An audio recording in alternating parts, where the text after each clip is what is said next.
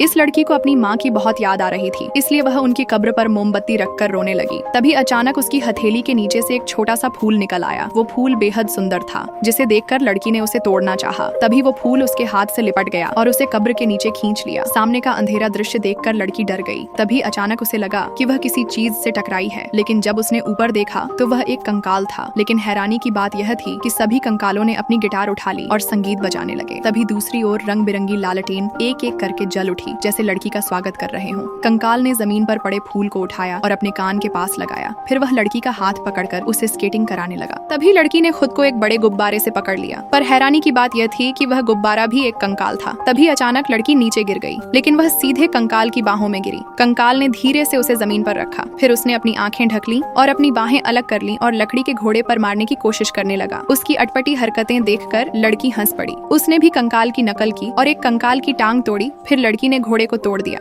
अब वह पूरी तरह घुल मिल गई थी और फिर कंकाल के साथ झूले का आनंद लेने लगी। कंकाल की मदद से उसने प्यारा सा मेकअप किया और अपनी पसंदीदा नीली ड्रेस पहन ली। फिर वह कंकाल के साथ पार्टी में गई। तभी कंकाल घूमता है और अचानक वह एक सुंदर औरत में बदल जाता है। वह औरत ठीक उसकी माँ जैसी लग रही थी। तभी लड़की खुशी से दौड़कर माँ से लिपट जाती है। लड़की माँ को फिर से पाकर बहुत खुश थी। लड़की की आंखों से आंसू निकल पड़े और माँ ने उसे धीरे धीरे सहलाया। फिर माँ ने अपने कान से नीला फूल निकाला और लड़की को दे दिया। दोनों एक दूसरे से लिपट गईं। लेकिन यह सब बस एक सपना था। लड़की ने जब आंखें खोली तो सामने कब्र थी, लेकिन उसने अपने सिर पर वही नीला फूल देखा। अब लड़की जान चुकी थी कि माँ सच में उसके पास आई थी। लड़की मुस्कुरा उठी। उसकी माँ कभी नहीं गई थी, बल्कि अपने तरीके से हर वक्त उसकी रक्षा कर रही थी।